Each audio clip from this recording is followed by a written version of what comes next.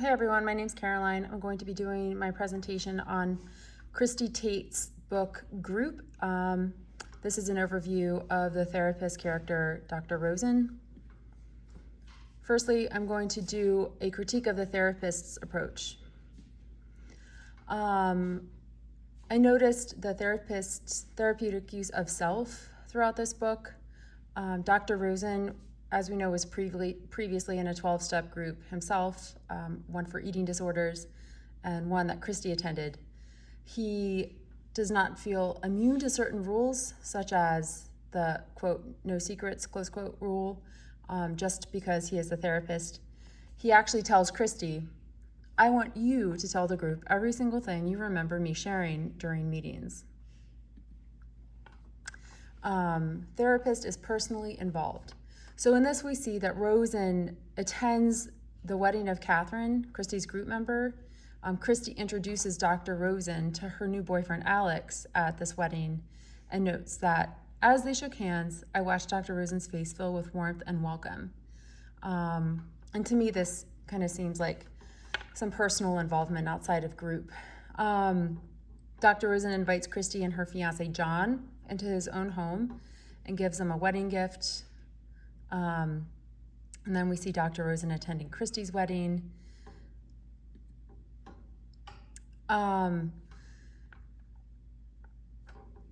Techniques that I noted were the use of process illumination through interpretive comments by Dr. Rosen. According to Yalom, process illumination allows clients to first see what they are doing as they relate to others, appreciate how their behavior influences self-regard and the regard of others, decide if they are or are not satisfied with their current way of relating to self and others, exercise the will to change and eventually transform, and it also allows them to finally move the therapeutic changes experienced in group out into the world at large. Commentary that can be used by the therapist include, only I can change the world I have created for myself.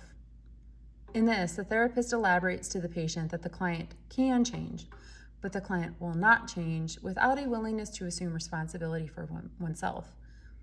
The client must be willing to take that first step in order to start and create change.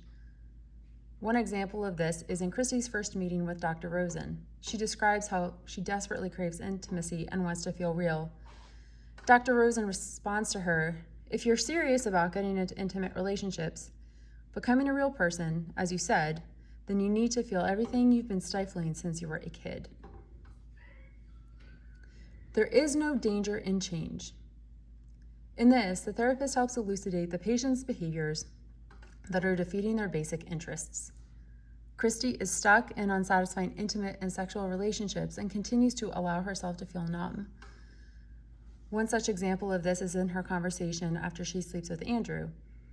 She asks, what is the point of all this? The brass ring is just more shitty sex and disconnection. And Dr. Rosen responds, you are not at the brass ring yet, but you're on your way. In this, I feel like he is moving Christy towards change and kind of letting her know that the way is safe, and that she is able to change. The comment, to attain what I really want, I must change. This step includes the therapist clarifying conflicting desires and helps the client move away from growth-restricting needs. We see Christy wanting to achieve intimacy, and Dr. Rosen encourages her to call Rory every night to report her food intake. In making these phone calls, Christy is allowed to feel vulnerable, and the result of vulnerability is intimacy. Christy also wishes to alleviate numbness and to feel pleasure. So Dr.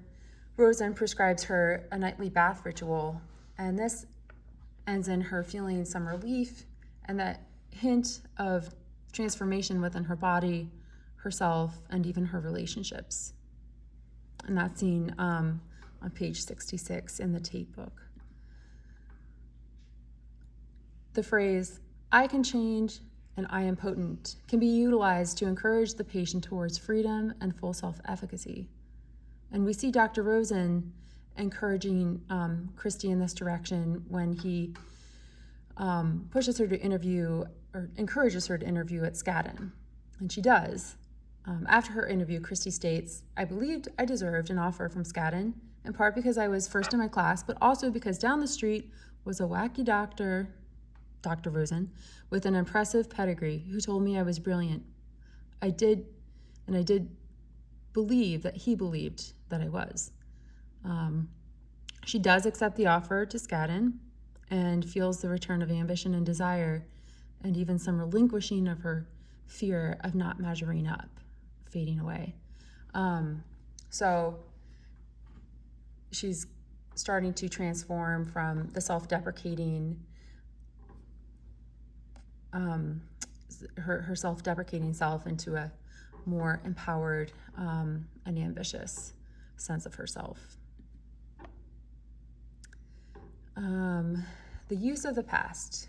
As described by Yalom, the past is often invaluable in conflict resolution. And Dr. Rosen uses Christy's anxiety about his upcoming absence to explore and access her past. He does this through some exposure within the safe environment of group to help Christy access the emotions that surround the death of her friend's father, David. After going through some exposure, Christy states, "When I exhaled, my breath came out jagged, its edges caught on the hooks of resistance I built up over 17 years. Moving on, I'm going to look at the family and group theories, or the family and group theory I observed in this book. First of all, the group is a family. The therapy group resembles a family in many aspects. There are authority and parental figures, pure sibling figures, deep personal revelations, strong emotions, and deep intimacy, as well as hostile, competitive feelings.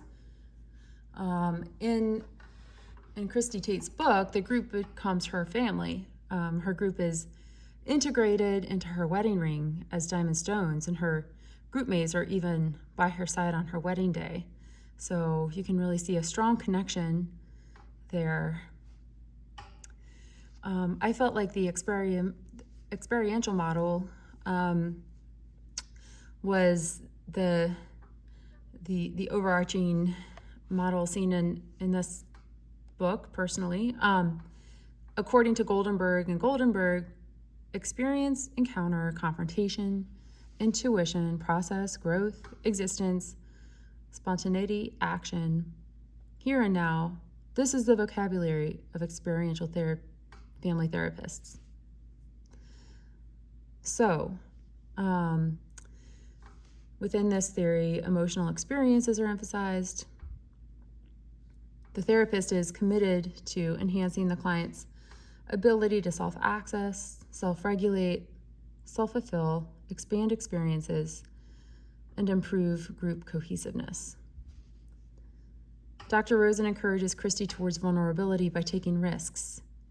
Some examples of this are in her telling the smoker how she is a total cocktease, getting closer to Jeremy and other men, even though she's afraid of getting hurt, and taking the job at Skadden. I recognize Gestalt theory in this book.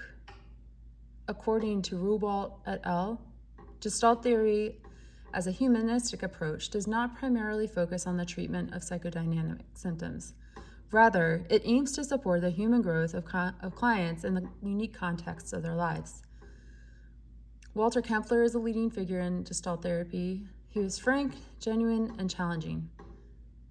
Being is an essential goal of therapy in the Gestalt theory. The Gestalt therapist encourages individuation while promoting the development of nourishing relationships amongst group members. In group, I noticed the Gestalt themes of, I noticed Rosen having characteristics likened to Kempler, so genuine and challenging and frank, The therapist encourages the client to reveal what they are experiencing in the present and to own what they are feeling in the moment in Gestalt. And as they said, we saw the David exposure session where Christy was exposed to past trauma. And then Dr. Rosen also applauds Christy's anger. He applauds her angry voicemail when he didn't call her back, and lets the group hear her anger,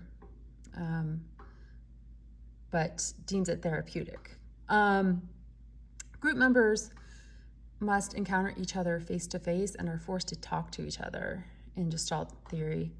And we see this early on when Christy must confront her friend Marnie. Dr. Rosen directs Christy to look at Marnie, tell her that you love her and that her anger is beautiful. And then also, this theory encourages honest emotional experiences. No holds barred and no feelings stifled. And we see late in the book, such an interaction is promoted within the group when Christy and Max get into a heated conversation after she throws her shoe at him. Of course, they end up hugging and probably feeling deeper, more deeply connected after that encounter. What would I do different?